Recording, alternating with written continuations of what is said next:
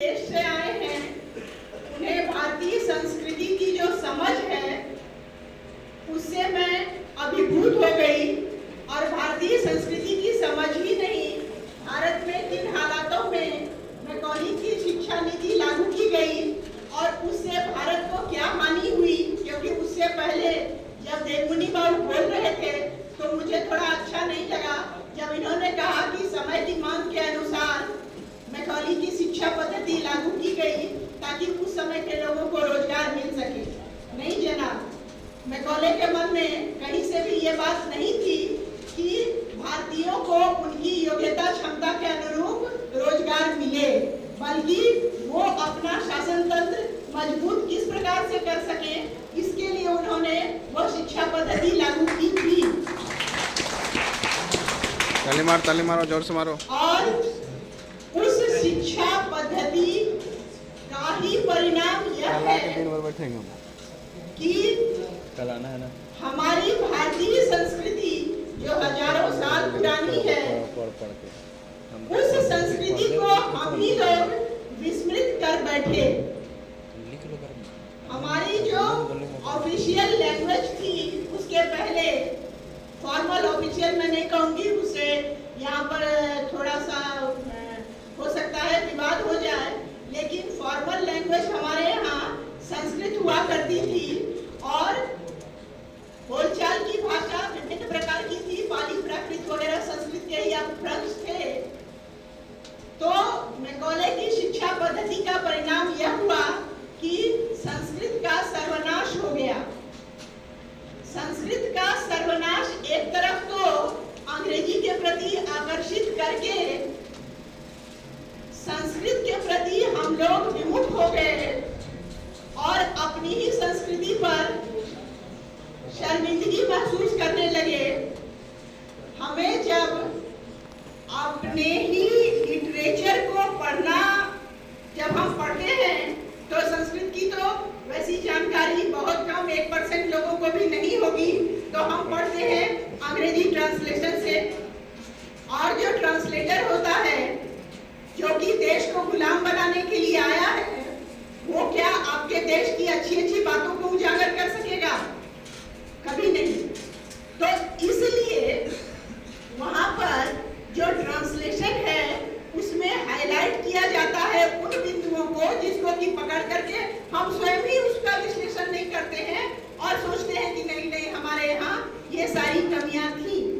तो नई शिक्षा पद्धति पर बोलने से पहले मैं ये कहना चाहती हूँ कि आज से 20 साल पहले, मैं पर्सनल बातें मंच से नहीं बोलती हूँ, लेकिन यहाँ पर मुझे कुछ आवश्यकता महसूस हो रही है इसलिए बोल रही हूँ कि मेरे लड़के ने जब अपना हाई स्कूल कंप्लीट किया तो 10th, तो उस समय मैं काफी उधेड़बुन में थी कि इसको क्या पढ़ाया जाए, किस दिशा में भेजा जाए, क्योंकि जनरल ट्रेंड रहता है इंजीनियरिंग और एडमिनिस्ट्रेशन वगैरह। मैं चाहती थी कि वो थोड़ा मतलब हम लोग चूंकि टीचर थे तो टीचिंग में वो आए, उसमें अच्छा करे।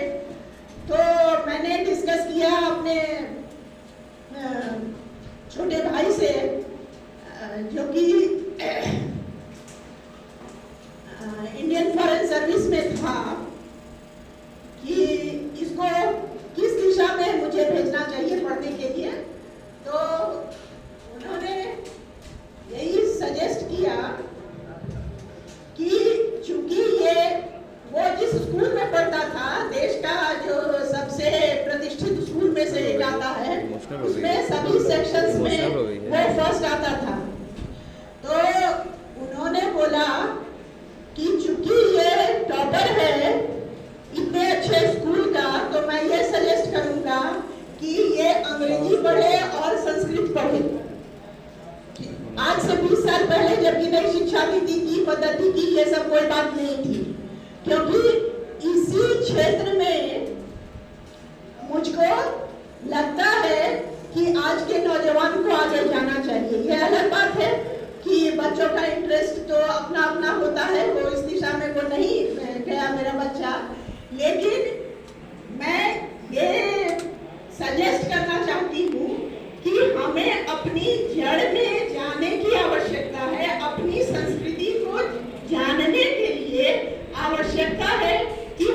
अपने लिटरेचर को पढ़ें, और लिटरेचर को पढ़ें तो जब हम अन्य की भाषा में पढ़ते हैं तो उसको सही रूप में उसको हम ग्रहण नहीं कर पाते हैं, उसका सही रूप हमारे सामने आता ही नहीं है।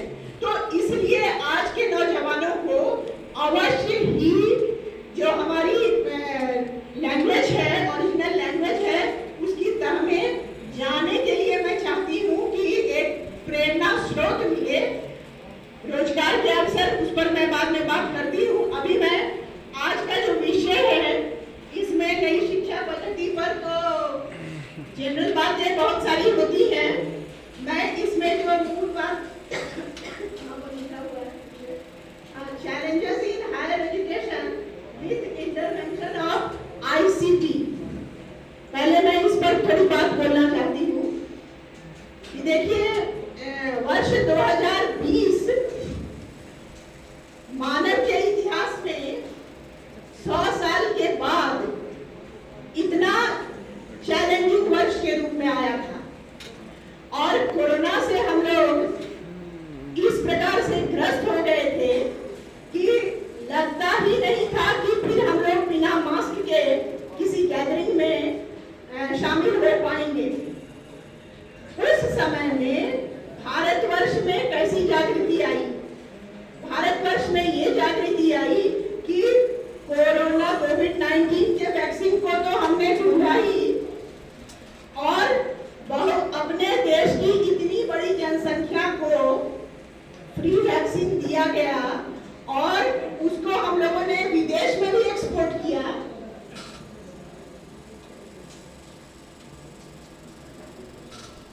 बहुत सारे देशों में भारतवर्ष से निर्मित मेडिसिन गया। तो एक तरफ तो भारतवर्ष का ये रूप सामने आया, और दूसरी तरफ देखिए कि भारतवर्ष हमेशा से ही चुनौतियों से लड़ करके विचलित कभी नहीं हुआ।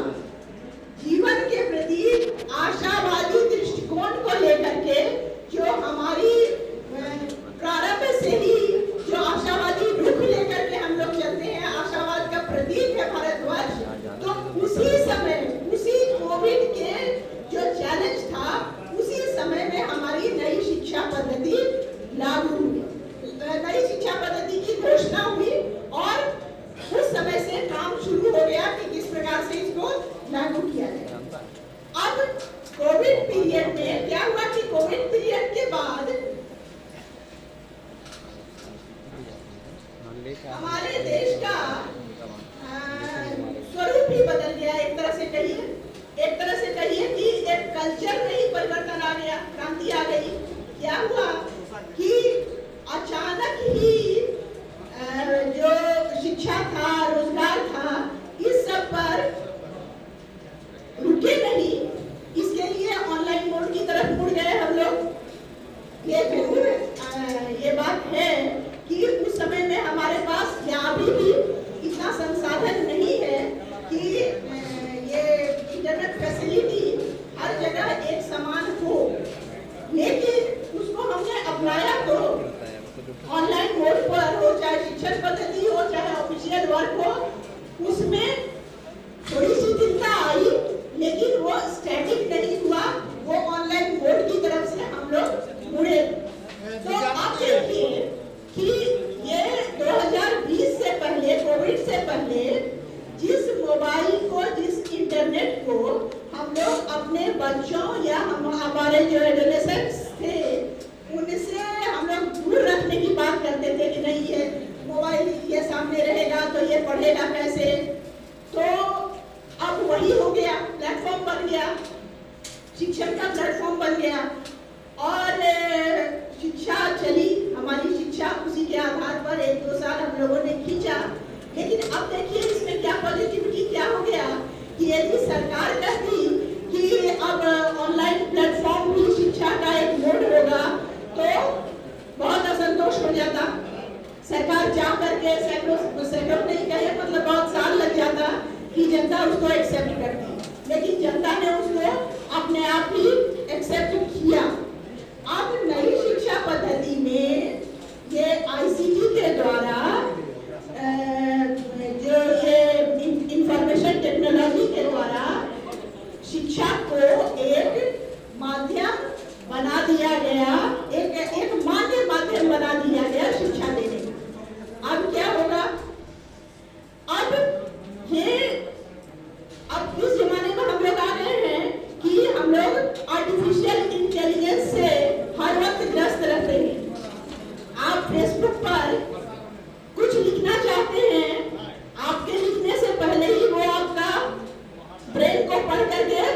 आगे का 2-4 शब्द वो लिख देता है।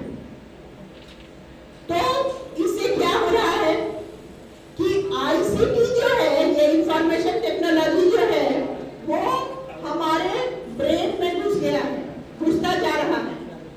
और इससे क्या होगा कि जब हमारी जो जनरेशन है, अभी जो जनरेशन जो कि जिसकी की पर्सनालिटी का फॉर्मेशन हो रहा है, तो उसकी क्रिएटिविटी का क्या होगा?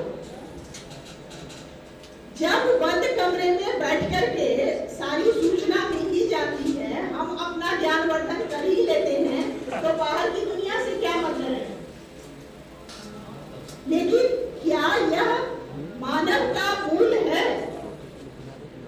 मानव तो सामाजिक प्राणी है, और यदि ये इंफॉर्मेशन टेक्नोलॉजी को हम लोग रैशनली उसको स्वीकार नहीं करें। देखिए, ये इंफॉर्मेशन टेक्नोलॉजी जो है, भारत जैसे गरीब देश के लिए शिक्षा के प्रचार प्रसार में इसका बहुत बड़ा महत्वपूर्ण रोल है, लेकिन संभल करके ये रहना है कि किस प्रकार से इसको स्वीकार किया जाए, क्योंकि वो कहीं हमारी यंग जनरेशन जो है वो उसको एक ये कहा जाए कि एक यूनिट जो कि अपने आप में बंद है। इस प्रकार के अलग अलग यूनिट का तो निर्माण नहीं करेगी, लेकिन मानव का क्या मतलब है? मानव का मतलब तो है म्यूचुअलिटी, म्यूचुअल सेंसिबिलिटी। मानव का मतलब है कि दूसरे व्यक्ति को भी स्वीकार करना, दूसरे व्यक्ति के अंदर भी हमारी तरह के भाव और संवेग हैं, इसको स्वीकार करना। तो जब हम नई शिक्षा पद्धति के, जो हमारे न्यू नेशनल एजुकेशन पॉलिसी है, उसके लिटरेचर का अध्ययन करते हैं, तो उस लिटरेचर में पाते हैं कि अगर मान लीजिए कि आप 60 पेज का लिटरेचर अध्ययन करते हैं, तो उसमें कम से कम 10 बार आपको एथिक्स, मैं 10 बार तो कम ही कर रही हूँ, उससे अधिक बार आपको एथिक्स शब्द मिलेगा, आपको फिलॉसफी शब्द मिलेगा। यानी कि जो न्यू नेशनल एजुकेशन पॉलिसी है, उसमें मानवीय मूल्यों को बढ़ावा देने की बात लगातार हुई है। मानवीय मूल्यों को बढ़ावा देना, अदर के एग्जिस्टेंस को स्वीकार करना, ये मानव का बेसिक एलिमेंट है। और मानव ग्रो तभी कर सकता है जबकि वह अदर के एग्जिस्टेंस को स्वीकार करेगा। अब नई शिक्षा पद्धति, न्यू नेशनल एजुकेशन पॉलिसी, जो कि हमारे बिहार प्रांत में वर्ष 2023 ऑनवर्ड, 2023 से इंट्रोड्यूस हो रही है, उसके संबंध में बहुत सारी बातें उठ रही हैं, बहुत सारे चैलेंजेस निश्चित तौर पर आ रहे हैं। लेकिन ये बात जो कही जा रही है कि 3 साल के बच्चे को जो स्कूल भेजा जाएगा, तो उसके लायक हमारे पास इंफ्रास्ट्रक्चर नहीं है, तो मैं बताना ये चाहती हूँ कि यदि आप न्यू एजुकेशन पॉलिसी के लिटरेचर को पढ़ेंगे, तो आप पाएंगे कि जब जो इंट्रोडक्शन का जो स्टेज है, उसमें हमारी आंगनबाड़ी सेविकाओं को उनको प्रशिक्षण दे करके 3 साल से 5 साल वाला जो स्टेज है, उसमें इनिशियल 2 साल के लिए आंगनबाड़ी सेविकाओं को प्रशिक्षित करके उस काम पर लगाने की बात हो रही है। हम लोग चूंकि यहाँ पर हायर एजुकेशन से संबंधित बात कर रहे हैं, तो मैं उन्हीं बिंदुओं पर अपने आप को कॉन्सेंट्रेट करूंगी।